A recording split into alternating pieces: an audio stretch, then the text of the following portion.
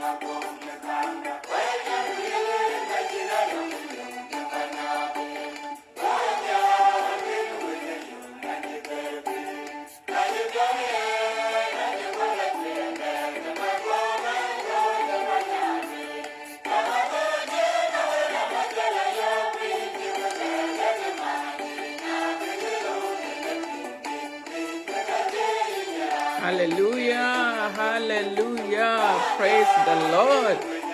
And it is but a long run to chatting. So, hallelujah, hallelujah, praise the Lord. Yin cha lor yiran chatting. Yin cha mod nerin kaun kuwa kujong di lajik. Amen. Amen. Akwai chin koi chakating, but take the non koi to in the background. Ran jamatana nyan koi duan in Christ. Yang red. Ke kairin chekaka. Koi bijange be benala. Abe video bijange ba play. But manang anbala twing. Kene ke bayan. Kukayan chol ben Facebook yin ya lwel tato ko ben weren yalich yen ka kar be brom kana wut kan yalich ene che be do la gaw ma ko ene la gaw ni ko ju ko we ban yalin de pan yalerir yalin de pan yalerir ene ke lon de loy ene ka cha be la kon ko cha be la bay chan bu wede bu be share kan week nyaling de panel yene ke waloi create ben walk achen ke token walk ta korin ke pet ke nyaling de panel yene ke wo kun ku yene ke walk nyot ka pet nyaling de panel aya adwa lech ku kanyei mana de ki cha do le chi da we ko chi ben ba ba dai happy new year erun jut ke tawatin runa lip ke ro ku tero ku dich achira ni chen wok mana de ke bu der kwa non ko ke to ku ka ken ke der achiu miss by 1 hour chi miss by 30 minutes ban nyala inde pan nyala yin chatting kol chirkola ku kaya chol lwel a nyala ni pan nyal chi chatting kol chirkola ka cheriedu ku ka cheriedia ku ka che piadu ku ka che piadia nyala inde pan nyala ni ka no ngjuede ajwede chi juir manade kenge ababe pinnum ta chir ta yin ka yen wa birthday da lui celebrate kulwel ka ba jor ta chir ta bata ci jale wo kulwel le na cha yin cha ting kul chir kul ka yin do yin no men bar do rot no nyalate yin ke yin ni kul chir kul ache bala chat del duit ku ka che bala chat ka ka pin no me e bara do yin yal ni pan yal jana ye kor bi chiran wog mar anier buduk wadia ya wada ku ka chin ka men na wog ai wog ka ye ka teach buduk ayena chin yal ni pan yal chi chating kol chir kol ko do ale ku teach le baba yin chen chating kol chir kola aya niara red baben ku bangor ku banyot deldu ku konyen deldu akwai ye chu krito yen ke del ku yen ke yi ku yen ke pir to ya jong di la jik ben benyot ka ke chengdu ka chi ye chu krito che ka loy kan ye chu krito che lelon an ba la ti chan bu to jong di la jik chan yin ku en chin ka lo ku ti chinen chiman yene dit ku ka chin ke ni yin ye pyoj ku yen ke chok da wo chi de la wada pan ya la chu bai ku ke pyo ka ye wa toy wende ye chokarto won wo bi nyu de le on chen wa yo ku le ne chi ba riedia wa yen ke tu chen ba wo bi le yit ba wo bi le de ku ba we bi le ke kor so kaka yen ka yen piat budu nong ye chokarto budu nong ne le cha wada ku bu wil ke ye chokarto chikale wok bu ke ping ku bu chatin anong wok ko ke pingnam nele de pan nele ne arin kwa ne aren na cho wan yar ke de ken ke de ken ka loy and so kene ya ke chato we piot ku ya ke nele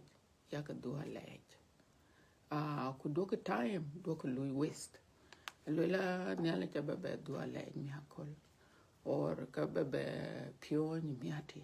or an bedu delde mi hati kene kene yen walk kene yen walk ka chiran won chi ye chukerto ran won chi chene ye chukerto parabol de lwel ke jala pur ye raw ke jal ko luog jel ka jar gug ku je pio mier ku je lwel ke ka loy ke de yen ba ja cham chi ye chwe che lwel bata kuch that teudu alba jal today so ke ka chakaloy bana ya waste so yen ka yendik chi bia kak ke go ku ka pinum ke bu ka ya tau twin e bu benenong nyalet so kene yen ke kar ba kon cher bu nyalinda bu ya duale te chenin chating kol chirkola ke ban jalatin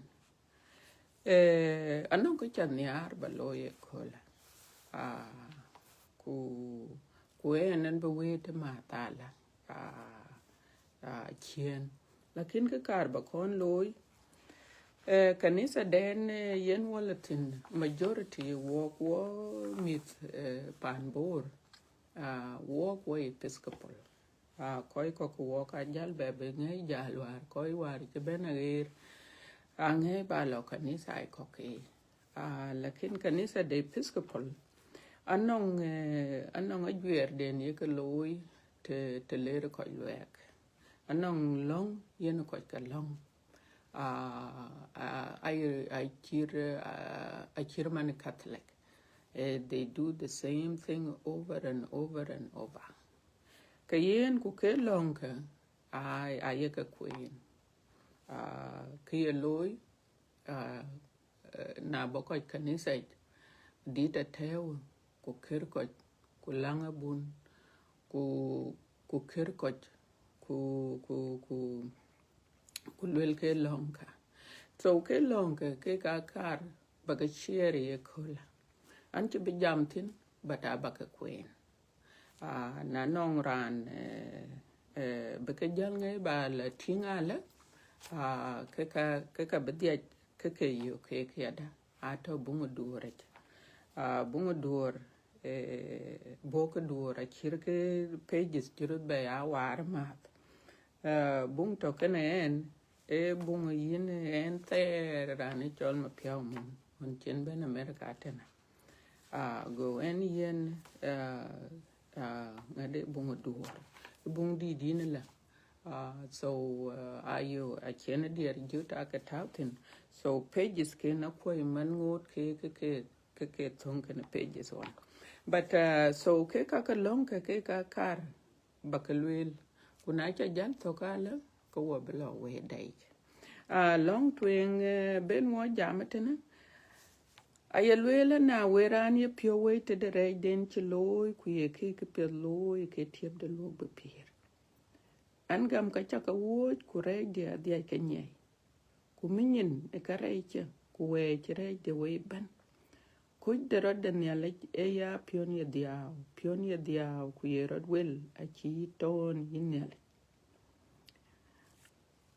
red ku piot ku ka chalet ku wel ku rod yakoba nyalen duon yene ka nong pya ku ka de pio a che dai gok ku ke ko kun ku ke red pol bandi nyalen da enan ka de pio ku pel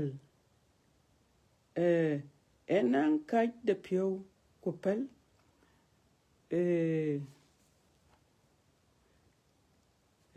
Georgia ting tena alwela bandi nyalen da enan ka de pio ku pel te chi wok chak ter won yen ku ken ku rodde bandi nyalen da ya gam bu ya chak na lung ke yi lung chikataw na wanim yin yakoba ya jon na lung la jek kel ki cheguk kel ki yin be ya chok liu wel ke we pyo chang de nyale che yit en brod jor kulare no wa ku kaba lo yok yawa en chire loy nyal ku ni yin en chi pyat a en chi bere ya chol windu duna wundu yin luk yin yakoba ne ke chinen ran ye pir bianang yit ne yino na yuku jam ukrai aliu no wapiot ko wairo dom ku yit aliu no wayit na yuku karai ko gam e kenanga dat ku ye lajek ku ye karai ko pol ku ye wawa piot ne ke chole ben wet kawa ni arke ke god e wayok ye bu karai jui ko ya gam ku chu ke ye moñ ne nyalinyen anong riere pen ye na waden to nyal e wayok ye bu ke ya gam ne pion luoy ku ne pion kor bu pel de karaj ya lum ne kajdit ko ci nyal pio wacha gwer etene ne yemen bu karai ko gam ku bu nyal le ne kapiet ci kayen wo ku bu rier di de pion ku bu willa jek keping ku bu glom ne ka kor ku ke ka ku gup kwa ke ne tip kwa yene kay cholwe we koi chugwir itene bak arwai ne tuny da tienial ne pion luoi kune ku kwanke achok ku jel ko lwele lenko lonke jalwela awadi derir ku koj pio wachi ye ne dol ku yi chito chimar wachi kag pio ko loy wachi lung ku la jig bai loy piet loy ku achu pol ku loy re chi loy ku loy re chi je ku achu loy achin de piet enong wo ku yin bandit kaj pio ne wo correct pel koj ne alek koj gam karai ken ber ko dia piot jor chu wile chale koj kedia ni ye chu kirto bandida ku konwa awadi den rer ku koj pio ne loy di chaloy ne wok bulajek ku be koj rin ku lajek ya lej ne loy da amen yin lanku bandit koj pio yen koj ku ki gam yen ke pel awaj ku dor bi wag ne karai ken kedia ku bi kudu ya loy eke chinim yelia ni yechu kirto bandida amen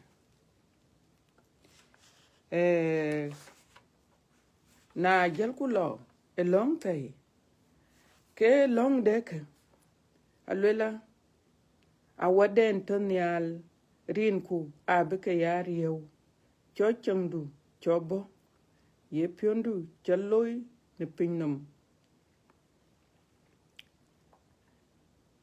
ye piondu choloy ne pinnum ni chit pinyal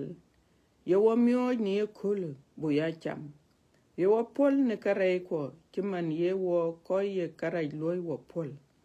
dunu wo chog ye tem ye wa luok ne karai change kudu riere kudu nuome kudu ater amen ku jalle ku kanong long de yo ku kere tenelel bandida le woto kubu ile ne woto ne ale doi waluo bandi doi wakon e yaben nuombe ya to kene unu kene wa kui to kene un kene wa ku kene wa kuye to kene jong di lajik achit man to en on goje kang ku ye to amen kwa gute na ter wade amin le ku bandit le kurin ga bandit hallelujah hallelujah praise the Lord glory to his holy name ke long ye Episcopal kanisa de Episcopal ayeke luel all the time kuke ya niare kule bacher aba kaya loy mat agute ban katol na bere bela ben next time ke and be law a different section agute ban katol but mana walk wabijalo weightage wabilo ke ban jamten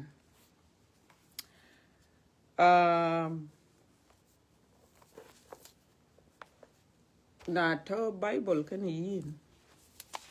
to bible kan yin ke den ben word mi ato galatai chogdite dik ku chier abu gol choktina tier ku the one ku loku coach e chokine tero ku toka. Hallelujah, praise the Lord, glory to his holy name. Aba kwene etong lengelit ku kaba kwene tong jiang ya. Chana nang will kok totena bi koi kok ngai ping a piat tong lengelit ku koi kok a piat tong jiang. Alwela, the acts of the flesh are obvious: sexual immorality, impurity, and debauchery, idolatry, and witchcraft, hatred, discord, jealousy, fits of rage, selfish ambition, dissensions, factions, and envy, drunkenness, orgies, and the like. I warn you, as I did before, that those who live like this will not inherit the kingdom of God. Wabijalo etong de energy. Alwela kulwoy de group e teach. Okay, lwoy de group e kene etong padang yin ka chane tao tong padang so cho kwen tong den bor.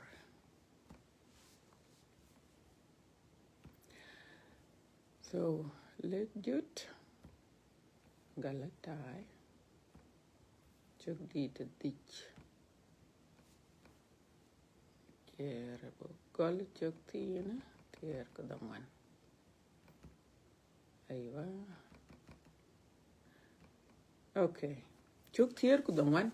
alwele luoy de group e teach keke alwele lord de muj ketingda kutik kemonda ku bel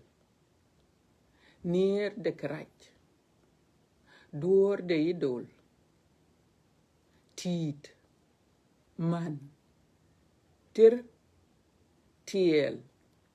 hook read tek quote gum wick mule de meow dear dit cow ku coach ini ku kogini ya we ya nyien ne kekaka kima ne chan we kon nyien ya koi ya kekaka loy achi cheng de nyalej belum chadit ekene yene ke bible da kene so ke ben wo jam tine ke chol rech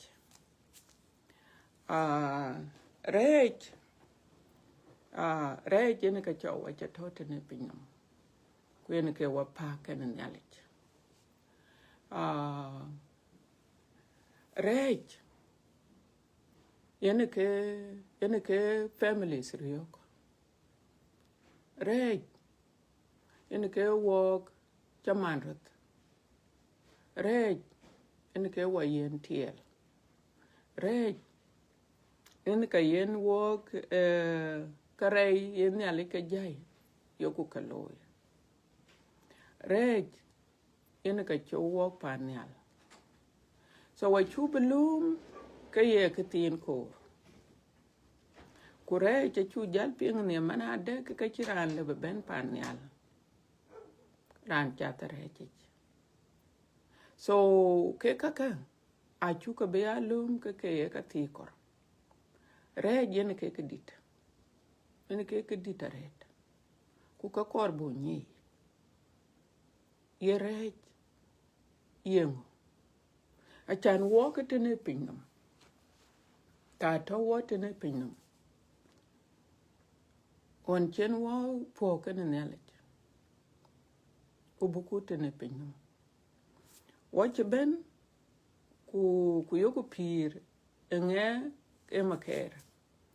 nge abekeden loy nge abekeden ye pio beloy na kor ba krai loy yin loy krai kor ba ke pet loy yin loy ke pet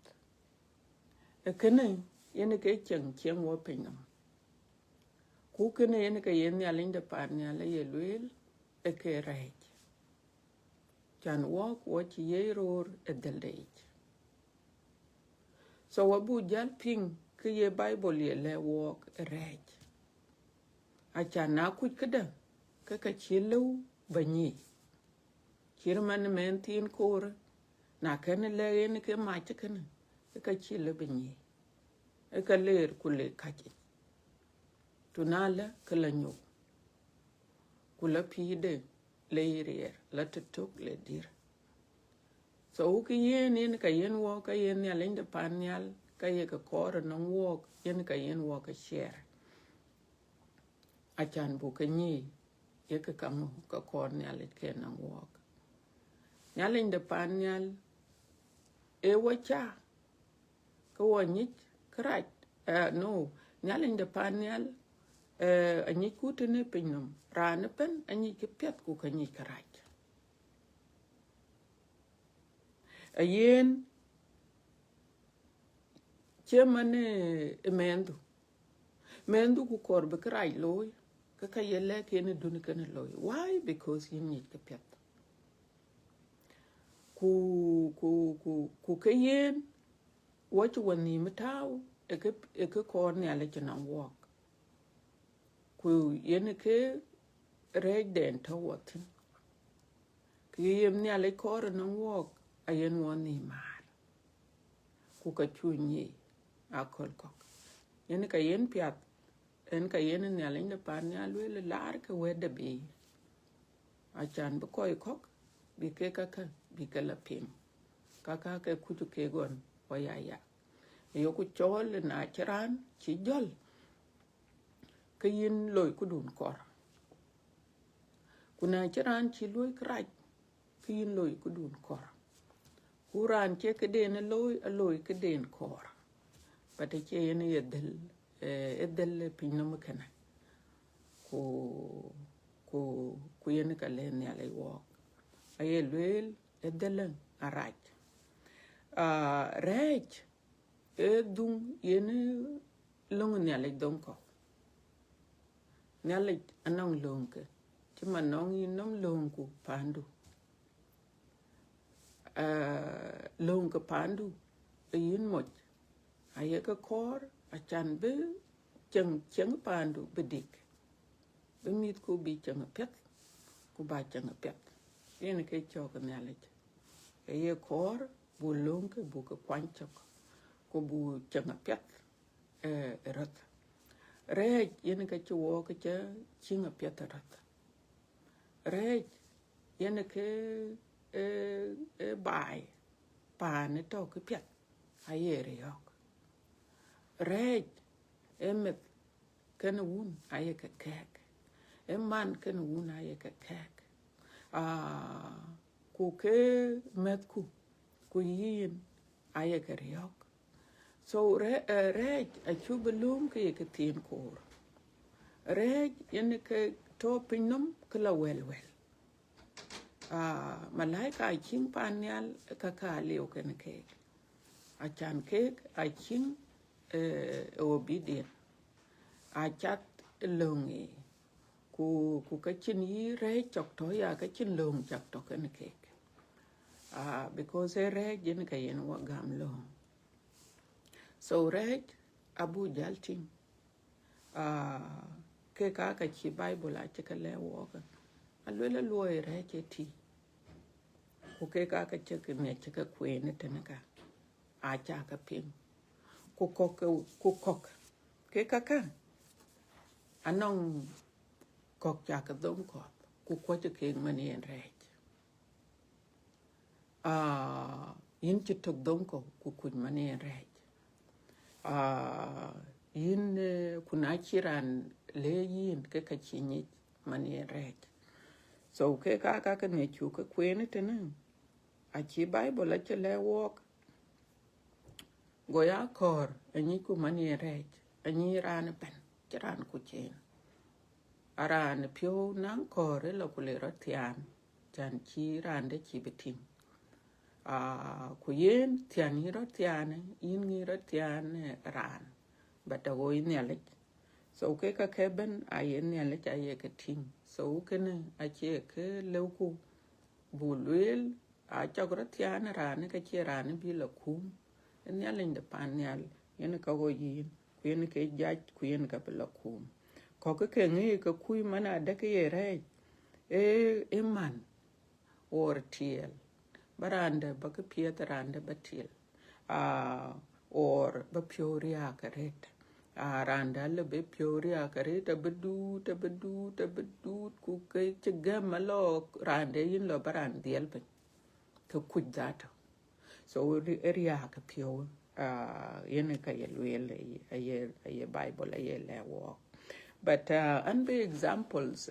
dia ka ba ka jal gam a chan brod loy connect a pieta go kunyi manada ke kana so ku walk en na yak ran jamatana ku jela we coping ku ko be bala pen a bible ye le walk ka chiran pet ran to dit ke pieta la aliu a bible ye le wo chire loy wo kuwai nuom de nele ayoko dak achere che chulo wade kuwai nuom de nele che ayoko dak ku ekene ato bumurom alwelo ko kadia are loy ku ka dek nuom de nele e bumurom chok di te diak chok tine tero ku diak achi John achi lweli bung John twing chok di te tok chok tine ber alweli le na yuku jamu kra chaliu no piot ko wero dom ku yi chaliu no wa yi ai wo ko te bung jela bung rom chok di te detem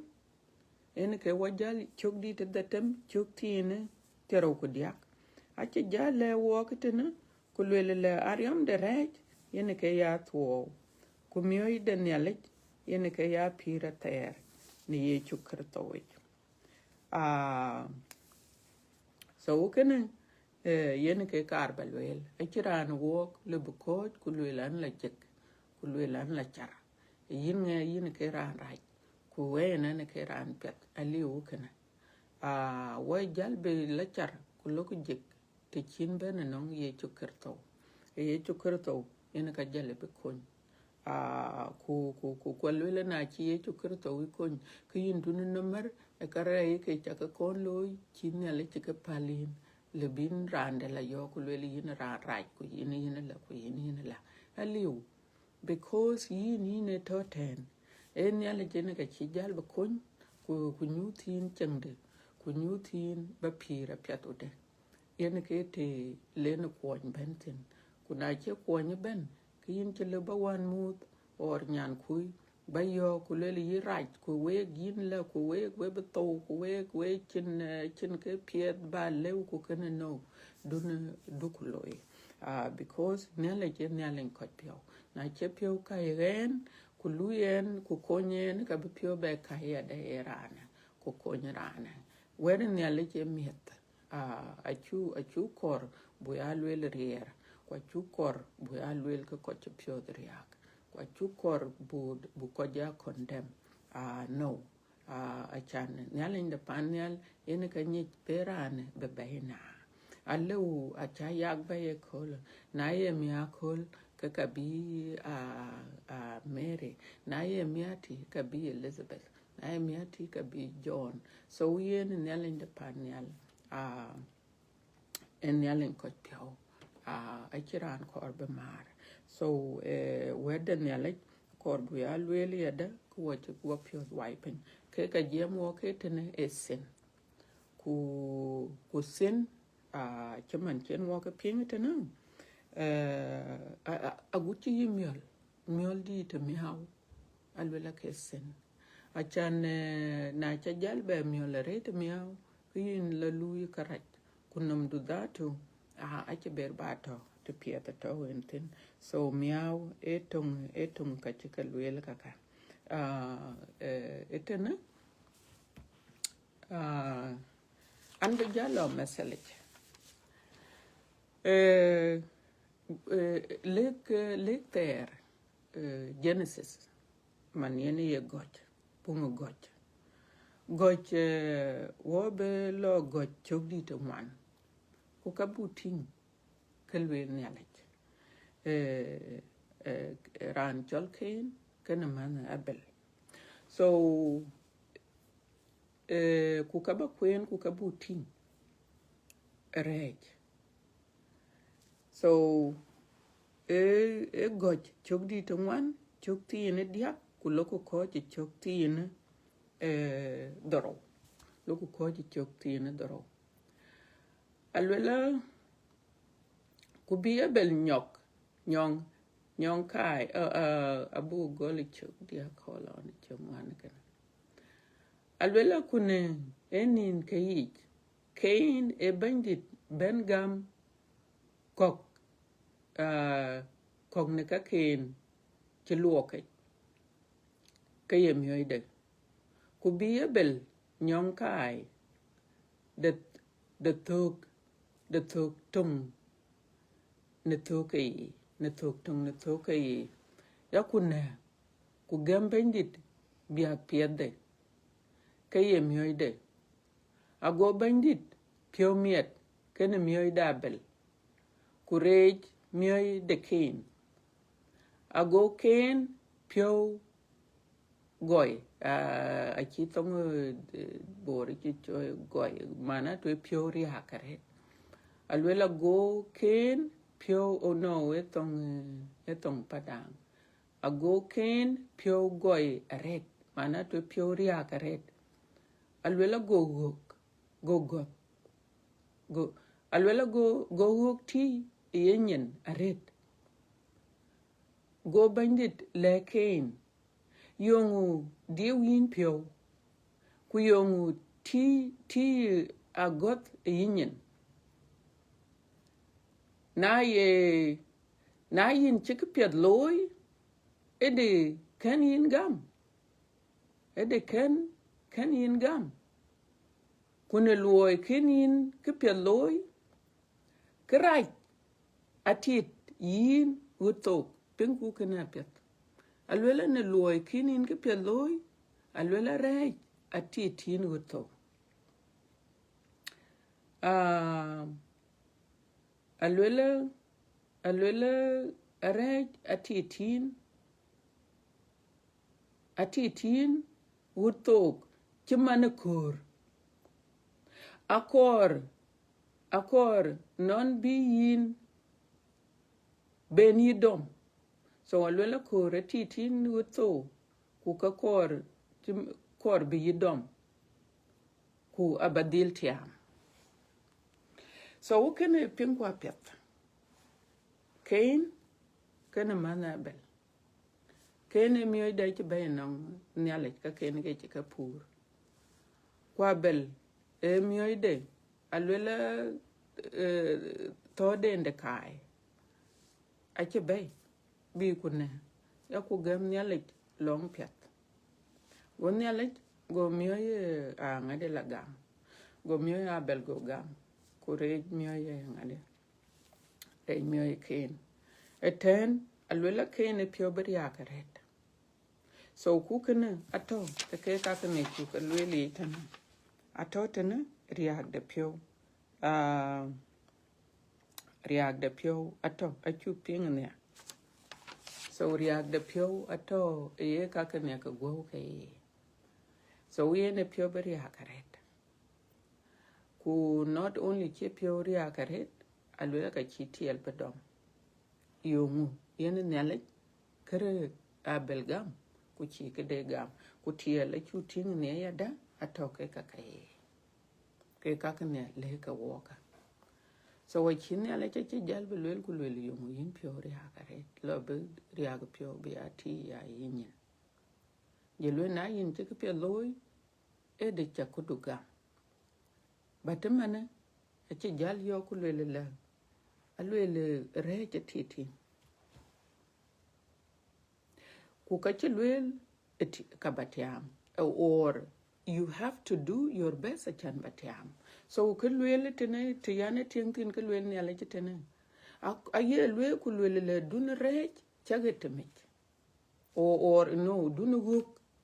chagetemit guk kin pioriaka ria kin pioriaka dun cha orate otherwise ka be are ku re cha titi yo ngu chirat beloy ken emana che bana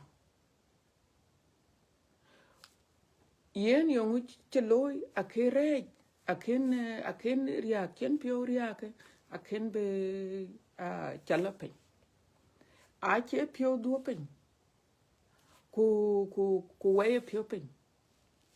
ku nye tiel so ukene e de kira loy so ku chira loy e chan re che titen ku ka ken aken pio war go chaten go la tin ye ngai re chaten go chaten go la tin ku yen ke chen man bela na yen ke chen yo ko cho kon yo ka lwe le kene abadil cha so walk na yerat you kunong ke di chi rai pioret or kanong ke dun chin pio nang tiele rete je ketem bai pio wai pen ku dun re cha titin wo to man chen ne ale che lwe na ken che pio wai pen won re che de kera loy ku yen ke le walk because dele ke kai dal ko kaka ke kai do right ke kai yen ale ke le do ke loy so re che pio ba pio ria ka re ale bin krai loy so wabu temare ku ken ale de panel yen ka badil chol piondwi be yin kon achan ke kaka ai ka token walk etene pinno but I che permanent nyal de panel e wo kon ke so what you think tena ke chi e ken che wo ken pio wiping ku ke la twen ken hook ku le twen ken tiel go man diel pen masal de ro achan walk yin ku wen alwela ko de go chu pingne alwela ko de go alwela ku loy de go eti or kor de go eti so ke kaka alwel bible ka go e ko de go ku go yong dun ku lom ke ye go ayak tanka iwe go yen ku we go de but ache yen gem bible achane na yak ku to ke go de tanka le brojor ku le korke kaka le brojor ku le randaman le brojor ku le lui krai ache go gem but the spirit to long thing it you to long thing in kanong ke ge di depend yen kanong kor ke kaka ku yen ke tiu ye bible le walk yen ke tiu wait ku yen ke tiu bedu panial ku ka chu pingetena manada achi bible achi le walk achi le walk te jemane ne ken jane lwela achi bible achi le walk ya de alwela yakrotit yak yin rana ter durit e chol e chet pin jemane kor chiu ye ran bichwet kor ko kore nga chu pingne ke durit ku kabu tinite ne example ngadi example Judas Iscariot. Judas Iscariot eto kan Yesu Kristo. Era antong ye chol 12 era antong dutuch. But yen anong kiniera ret ko kerech. Eniar wew. Ku yen because chan eniar wew ret alwela ka ye wew aye ka kwal e kasinai. Chan yen ke to ke amin sanduk. So okor we are careful. Wew ay problem. So yonguchi Judas Iscariot. Chebeloy. One len Yesu Kristo gaj. Or one len a gwel. A chi gwel because tiane tiang a chi gwel because a man Yesu Kristo. A chi gwel because for something. A gwel because a will. Chilwele yin bien will. So we will ke kalen ke Yesu Kristo gwel. Ku yen on to yen kan ye kulo yede a chan yen ye kwal. Go durit go tit ke to tokala jaman kor. Anaye won ci jalle rot yu ko kor ke rech ci jaldir lela go chaten jalo ye. Ku jele ke den won bela loy jela loy. So kiye Bible kor bele walk ye lela do ke chaten liu dal. Na liu chaten dal ka bo you go. Ku bi ku loy ken. Kwen ke yene tinge sometimes yin le bakarai loy na la ku lo nyu kin tinye la we le yongu jala ne ken loy man yongu loy ne ken yongu chira loy but jom ra che ben ko che liu del ko ke kre cha che a cha beloy ku duni jam la ko che ne le num ku le ke chaten no e del wen chatin tine ene ka cheni chaten fursa ya ku yin ke lo yen a che chaten so yin ka yen wa yok ku le pal ke chan de raj apal ke chan e de raj so Judas Iscariot e chaten e chebel del nango na kwel ku nie de we ku yin ke liu chaten del anbe music abata wutena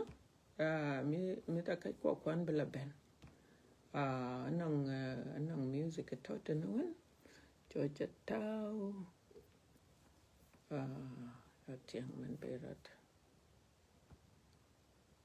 ante music bedua gamat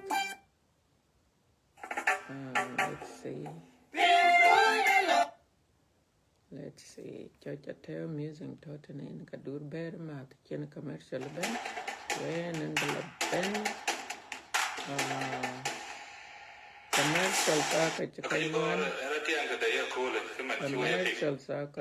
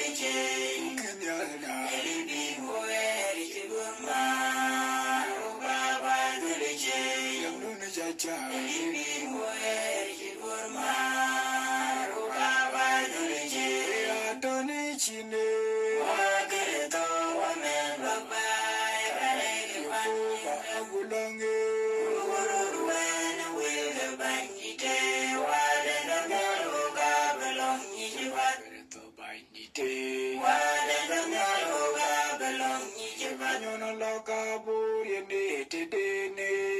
akaburi wa dida bebene wa gerento abunyu dulije libi we chidon ma roka ba dulije kuba libi we oh thank you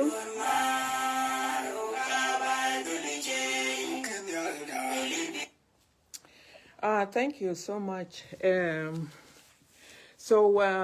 Kele Bible walk tene ake bu jok. Yene bu ya loy lum all the time. Ake bunga ngade ake le walk ya. Bunga James kuka bu ting ke kaka na pinku ke te yene ne aleke le walk tin kaka bu walk konya rete. Anong akokole piang cha piang ya. Eran yene kalwela cheben kanisa ka diaw. Boka diaw red. Go bun go ka jati lwela yung. Go lwela tengde chapol ke jal. Go lwela yung chiraloy. Go lwela la chanen. Lwela kanong nyane chen request a Facebook yen. Kuka lwela ye true story. Nyane che request Facebook yen. Go ngade de go gam. Alwela ku jalka ya jamaten. So we jam ebuetida. Go ko lo bila rom. Na chi la rom kane nyane ka chi ting da chala ping. Okay, ka ting de pyo jal bariak ku jel. Ku yene nyane yada alwela ye mete eting de. So je diawre je lwen te kuru pande riak. Go bun go ku ting de chol. Ku bika ku jem ka kane yen. Go mwende pal karaika ku duka pande. Alwela na ye but come I don't know alwela go bela duka diaw. Enong the same abune ngadi eche telephone. Gulwela yung gulwela ting de jal. Gulwela yung gulwela en antibela kor. So yen ke leuku bulo me eknech. Yen rane ke kakane ke choy last. Kakane che ka lwela kor the pig lock and ting da for much can amanda. So yen che tempted yen the adeka lebu coach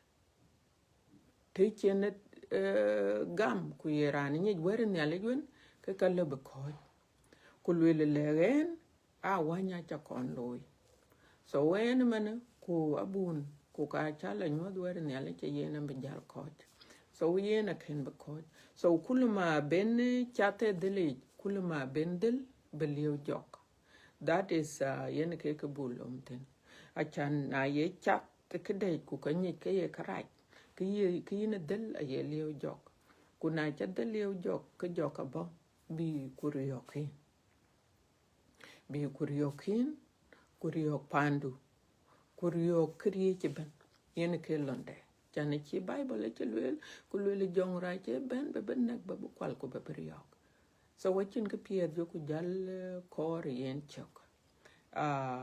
So ke kaka achu bia lwel ka to ko ben ke jok. Yin ku bajal edel de pinomik. Ke kaka ye ke chol kaka pinom kaka. Ke kaka ke pinom kaka. Ku ke ka yen ya linde panel aye ke le walk ku lwele la epel ke ye do ke chatin kaka aye ke chole temptations ko cha aye ke tempt ko cha aye ke them kuna chi them ke yin duni jok duni pel del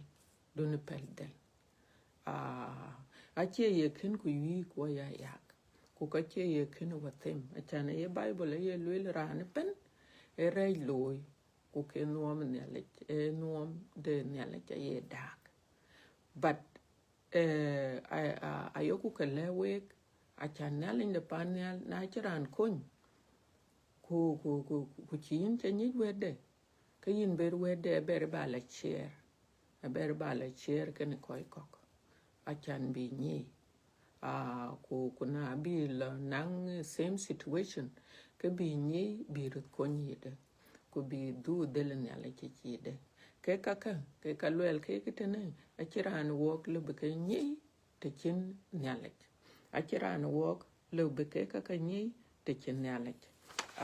wok koy ke pinno a chan bulajik bu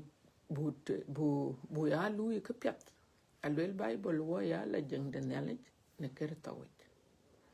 wo chele bulajik wo pai a chan a chin ke piet token wok ben wok la jik nyala in the panel tu wende a chan bu wok bu kun ni ye loye bu wok bu mar ken nyala bu wok bu yen relationship bu nang relationship ken nyala na cha krai loy chaman won chen wo krai loy a chira na cha tawo pet a che lwel ku lwel la ye chu kurto wa mar ken panel kurane pel wo krai ko yen nyala man chu loy krai a yen we mi ta kai ko a chiran che moin de loy krai wala che ting de loy krai wala che men de loy krai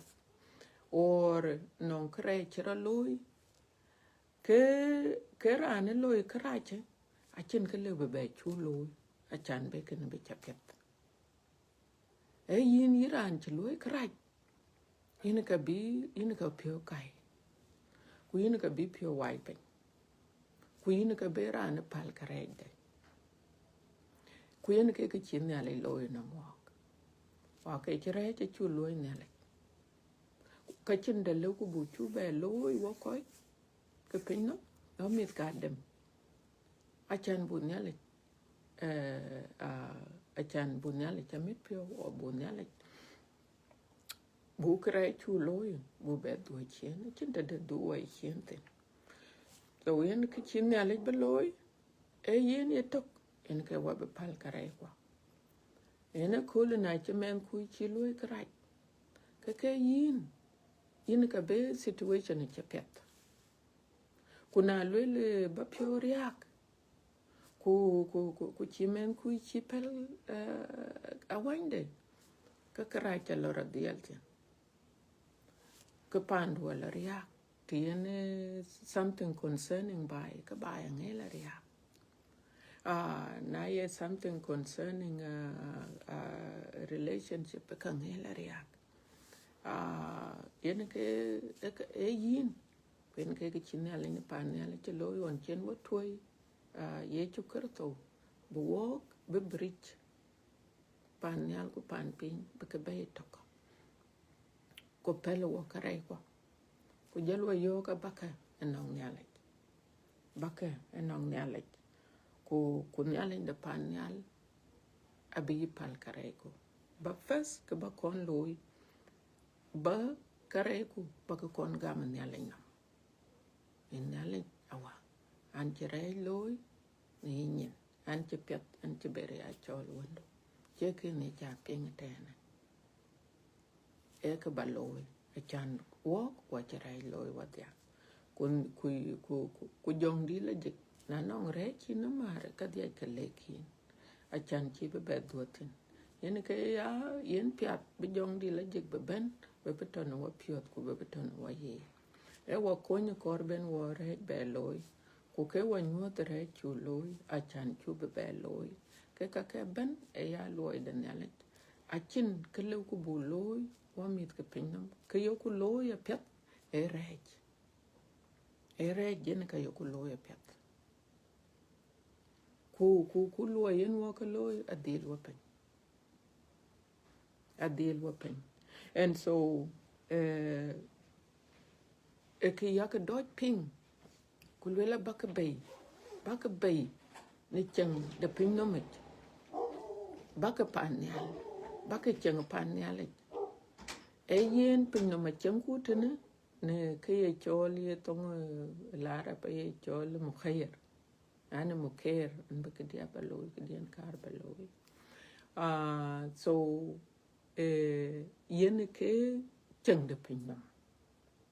chan wok jal chen wo jal ku ben chen wo ben tene pin no wo ke yen freedom wo ke yen nam lao nyal in the panel amen achi nyar be yidut bata ye lwele yin be jal choice ba jalo ye ro jok ba ping ko ba lui ke ka pin nam ka ko ba cha ta chandu wala ye ro nyale yen ba ping ko ba du enong nyale a chele wo ko le tie wo cheto so wo tie wo yakatin you know anan ko we ko tingala YouTube ku cha ping stories anan ko chi jam ke chen ran ka to alwe ku bo tie or we be ke be go wit alwe ku de go de ye tin ka tapi ku yen we ka to ne ku ka dai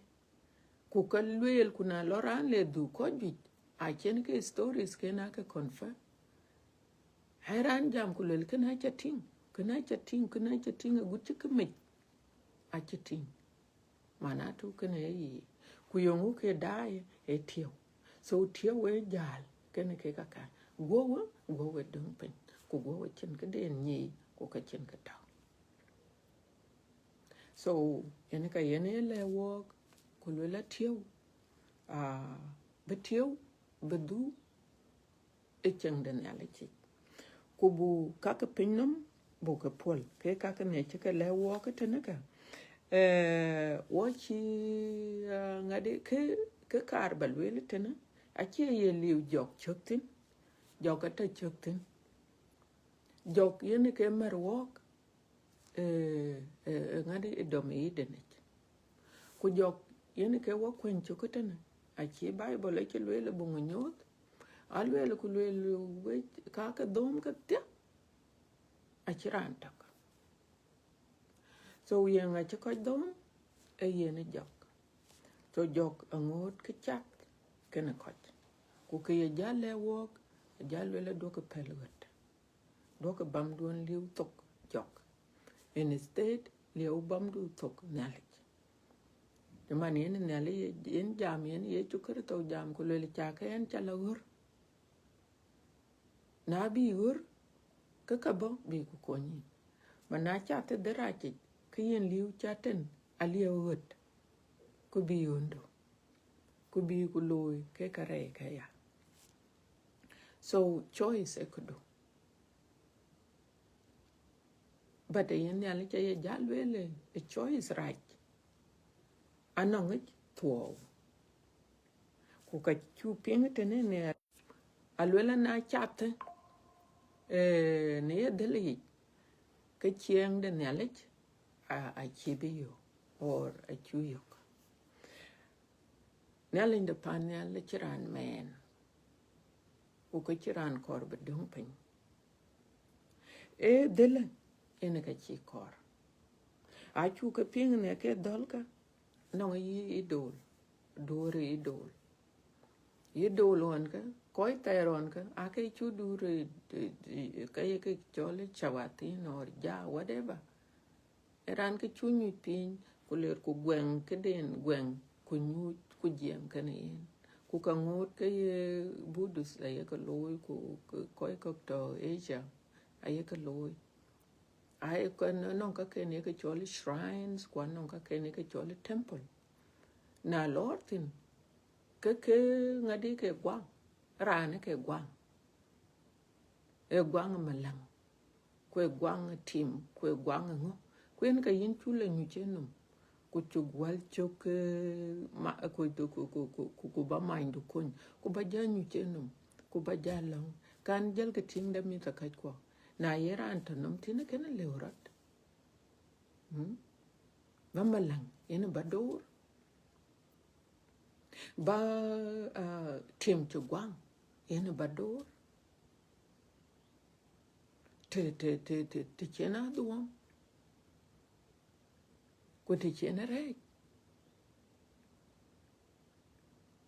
ke ka kana a chile bro loy so ke ka ye chukar to ka lewa aye lwel woto ko wacha ka dom so wakor bo du nong nyale ago ku ya takapet ena na yaka mane ku tieng ran ka dor ngade malang ora dor ran cha gwang ora dor lan cha gwang ka cha le bagam nungu a cha nyalin de panel a cha nyu ku yene ke chok duone ya walk especially walk jeng ku jela koikok yes a chu ke be gam ke kaka Berat gwang kada ko bedor chiran bera gwang. But that doesn't mean inu chaten achi dia kedom ko. Chaten dia kedom ko. Kala ben that you go kubi kudomi. So rierda atoken en yalet. Ku nyinde en ben wo ka nyi atoken en yalet. Anong ka jui kokto. Chene ka wanyen. Achie ke ka pai non ka chini alinde panyal ka luele buya niar kuna niar ne alinde panyal ka achi ka loy kwene ke luele chukarto luele niere kriye prache bana ye kum so achi le bakaloy so ka ben wo ke nyin titin e yene ke chole last achane te yene jok ayen ko doj ngade riong nimten rur ku diar ku nyir etien ko doj muor so kor bu nyina tit ke ye chole lo moch kan moch ku ti kan ti kor bu nyin tit yen a kor bu nyin tit yada ne tiel baka pietranda batil kor bunyin titien or ba pioria kareta kor bunyin titien or balakor ngade balakor ja akor banyin titien akor banyin tit emiole miau kor banyin tit emiole miau kibea miole miau miau ayera anda ye gol ke tin ko re ye chola lel mete baria ke bartam kene ku yini ni ariyo ku yini la no dunga ake chakin yo ku yini ariyo or tam kuna ku dun belo china kor dun kon gam achan ke ka da to yen jokala latin ku jok akol ko na kor ba mi apol e ka chi kon pol ke lo ku gurin la non ka ken te den yene ngai luoi tene chanye a lo ke ran diel pin kuna che jok e ka le ba police le ene ke yine tinga non families non addiction ana cho med luele be mi pol ka chipal because non shawatin to in the family e kor be we destroy so yene kene dun kon gam kudune miau dun konde emit kunim achan mit kalekatin kuloika ku ka chinta lebina belwel tin bajalle ke do ke bede ke miau bi jal gam hide ku ke yeloy en ka yekatin kuloika man chen ye chukur to wayo alwel yak luy ke ya loy ku ke yeloy e kere ye ting na ngun so ke yemet ting nongin en ka ye loy so dun jam ku le en kana ba loy but men dia ba yo ke ba loy e kana chera le so kor bu nyin ti ke ye loy en ka ye mendu en ka ye loy so wa chan ba ya good example mendu akor ba nyale ba kwanchok ku ba chat del nyale chi kwa bi mendu abeting ku ka be chat del nyale chi ya ke kaka ai cái cho le các cái pin nam e chan da các cái pin nam ku ka cái go a ka ye go ene ke ne chene le la ke lo de go ku ka chu ping ne a che go da ya cái ting thế nào ku ka cha ting mi ta ka ko mana da cái nong cái cho lui quan nong cái cho le thiêu a yen cái na chứ ran to cái thiêu cái jal ku thiêu a ken to e go yen cái dum pen chan le ne la che le loi thiêu cái lum ku chui cái ran so we le cái dum pen yen cái yen we cái ping a we nget jal ku ya yin we nget so go a chu be ya luoy red e ke chin ya le che le cham ku miet pet ku du ku rota nang ya le so miet go wato e ke pe ke na a chin ya le che chi pen we e ba ko gal be martin ba go yene ba gal be sef go kor kana ku ka kor kana ku ka daila ku nyina daila e ke dai yin che tinga da e yene tiyo ka dai, you know. That's just how it is. It tiyo in ka dai. Kuna cha dai, kuna ka cha ting, ke chin ya le kor. Ku kor tiyo balo ka dun gam. Just don't accept. Whether you tiyo do, wala you tiyo jok, dun gam. Nyal in the pan nyal anyar walk, ke kor na walk, e bu pir. Ku bu du no ngin. Ku bu la cheng e cheng pet cheng pet pin no metena e de to ku tene pin no ku ke de chu to e chiran wo ku to jaman liu kwar kon man liu kwadu jaman liu kokodu e de chu to badene ke na lo la ke rej tane chi e chu kar a chin ya linde panel a che luel ku luel le men ran a cha kor beto pin no metena red chan rej panachi rej had a chingwa pair tan because yene ke intention in it so dun ku rej lum ke ye ke tin kor ku bulwel to wo be chap ka kanam da yene ka duom ken en ke to a duom tin chane lwel jokon a lwel ne ala che kor ba chere chu jal ba cher ne ala chi buda ngo yen wo to ku yen ne ala chen ter te chen a duom en ke chu ping bible a lwel ne ala che pir ku chen ter but wo ke to bu jal chu jal ba cher ne ala jude so wo kor ku bu ke kaka duom ka bu ke pol ku budu enang nyale budu enang yakoba so ke jal kan walk tana ke la be kan walk achi bible achi le walk tana yada alwele na yakagok ka we do kare ye loy because hook alo break bay te man ne chen ne ale che lwele re che titi goto so ke yak loy ben do ke ye loy break bay en ke be jal kan we do ke ye loy a break bay we go che man hook a che pioria ke ting do go ke yindu ni pioria ka begetena ke pel ka kol ken chol ku do cheng do ku chu ko welen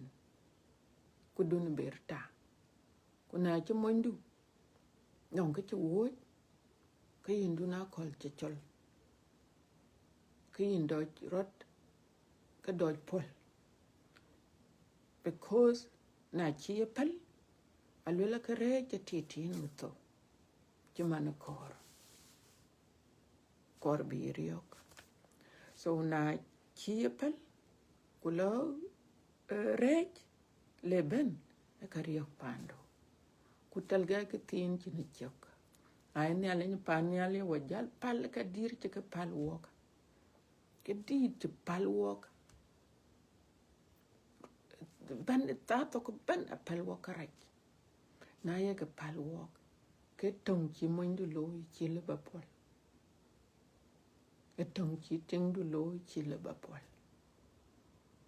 ke chi mendu lo chi le bapol ko do ke nang ne ale ko yene ka bo nyop achan yen jok e kana chai liawut e ka chukar le bekriye che ban bichong brio ko na wek diar ko karur ke na chi ka pol ko kala re ra ken ke betiak ko ken be le yoror ko ka ken be le totepet ko mi ta ken pyo le mer why because atong a chi chere temech kuin ke choko mo cha ken mit ka ken ke beting run tok run ke ro so ke kaka akor chu re chu be alio bapo chan wai la gum ti ka gum ko mo cha gum ko mi ta gum wan mo ta gum nyan ko gum koi kok involved ko yenga be pio mere kana obviously a che yin e jok ene ka be pio mere ku ka chin ka le bin ya le loy because of your choice e te chine le ben ro loy ten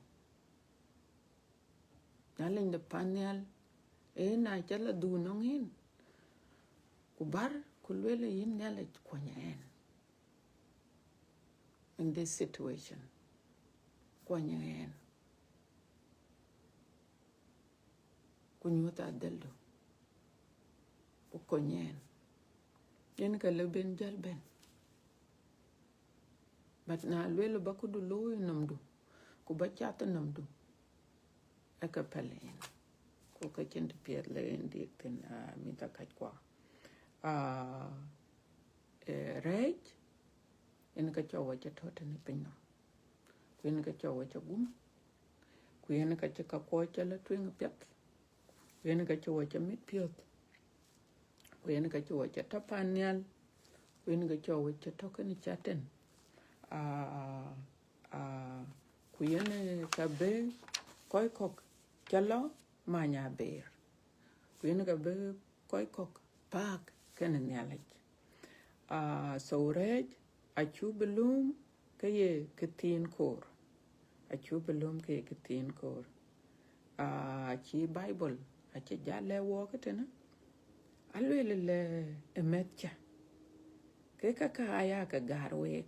e John twing chok di ro chok tin tok alwele ke kaka aya ka garwek ba chen krej yakaloy ba chen krej yakaloy kuna yeran krai loy if you happen to chin krai loy alwela ka wenong dukun e wunnom wenong dukun e wunnom te chin krai loy wenong dukun e wunnom ye chu krito la jek ku ke du werda ne krai kwa so wo gonong hop na cha krai loy ke in la du nong nyala ku bar ku leyen ku ka peli krai ko yen kene Yaling de panyal. Tile Hindu. Ku bar ku gam karai ku. Karai kun chaka loy. Baka gam ni yenu. Chaman wan wen wan chijal chaka kalong ku jel. Ebe ben wan. Pe ku gam karai ke unam. Ko un go pal karai ke. Go un pal karai ke wo itamit. Chana che ting pio ke chirat wel. So we mi ta kai ko a chare cha loy ke yen ke tetawatin. That's all of us. Ke yen dune yinam gurupin ku le kachin ke piat beto kana no. Come back to Jesus. Yen ke chuping tana alwela ke our advocate they were kon. E jam on our behalf.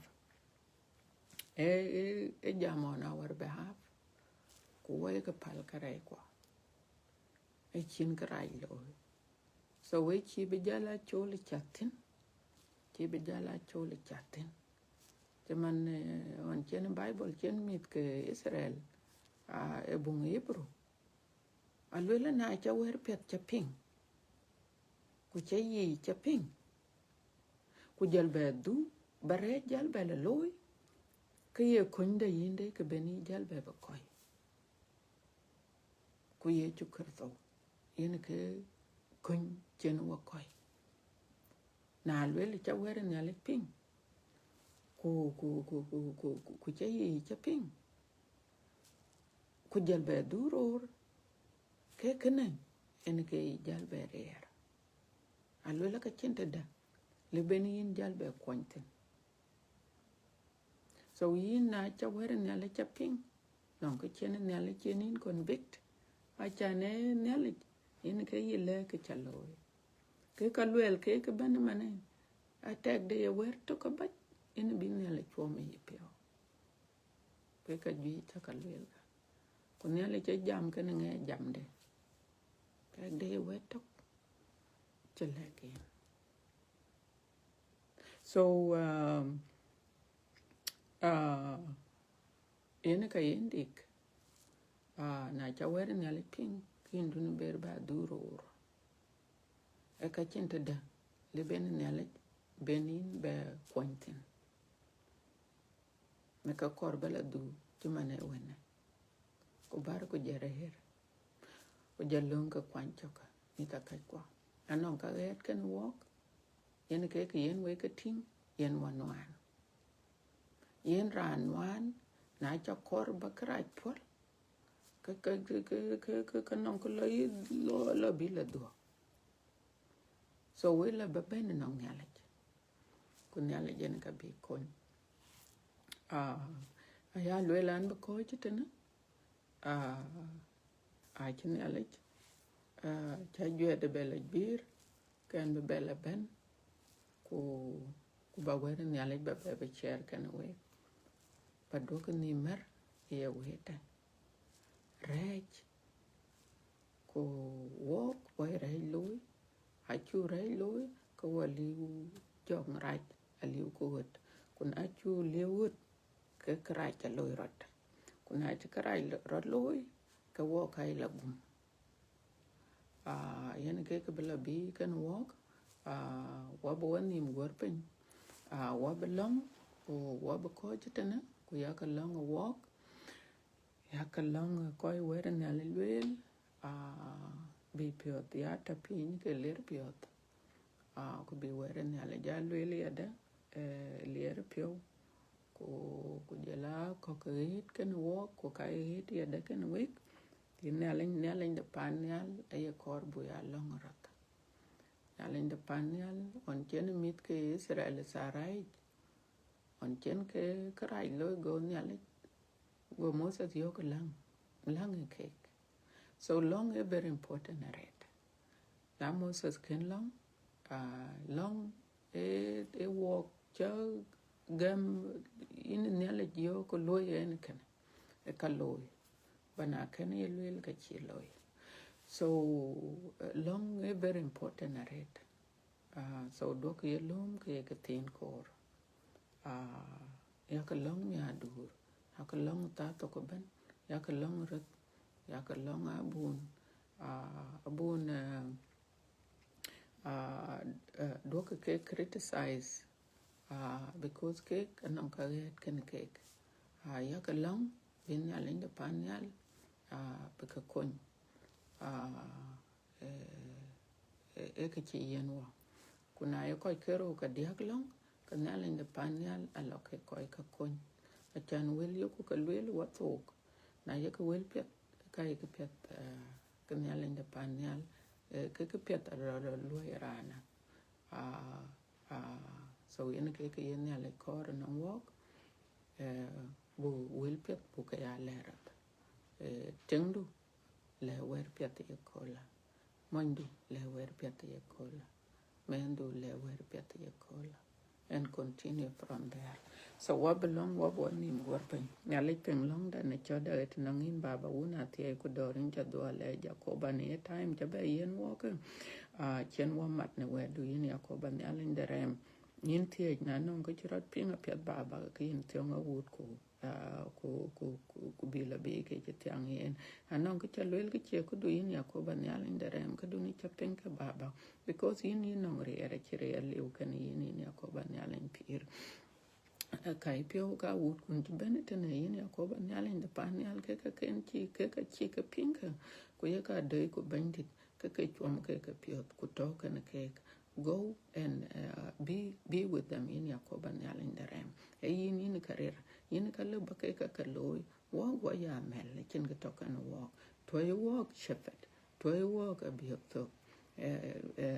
jong di de rie chu karfo yin ka bi to pet a kira an walk ya bi to pet yin to yin yakoba ne alin derem on kin le bung le jot ko le lan ba bi to di aba to ku ka ba mel cha ba ka la bi ba wa de wa ya mel ya koy wer ne le lwel ku jelag koy ping ku koy wer ne le lwel yin ka ya bi to da yin yakoba ne alin derem ma kiran wo so bi ko wo dia they walk same blessing baba bless them and bless me bless their families baba ani ku mana da ka walk why re lo ku in om do ya ku da baba but chiang du ku ka pia de ka le walk ai wa kon baba a walk why jaltin a kiran le ba we du ping ye ko ku chi be ba chatin baba yen kon ke baba ku yin lan ku yada ba wa bela mu ba wa bela biyo ba wa bela bay e kol dun te jirin yakoba ne alin daram kai pion ke be their spouses be ka pal kareken bran ben e pal karede ku chi del chira chi del chibel yow jok in yakoba because yin to yin ke chagwa baba wa chi kor bu chat darajit o kor bu chat del pete ko yin ka be nyod wok in yakoba ne alin pir kaka chaka tin rin ka un ko wa ko jong di lejik amen so thank you so much I will bandit happy new year ne alken week wa to kutana we chaka do lej we ko dai na le urat ke we loy ke bible share we were ne le che yo ko wel bi but we ko dai ke we kana nong ke piet cha pin ka lo ko ba share ko we talk away disciples ko agut to walk yada walk all of us so loy londu share the word of God and God will bless you so thank you so much bye bye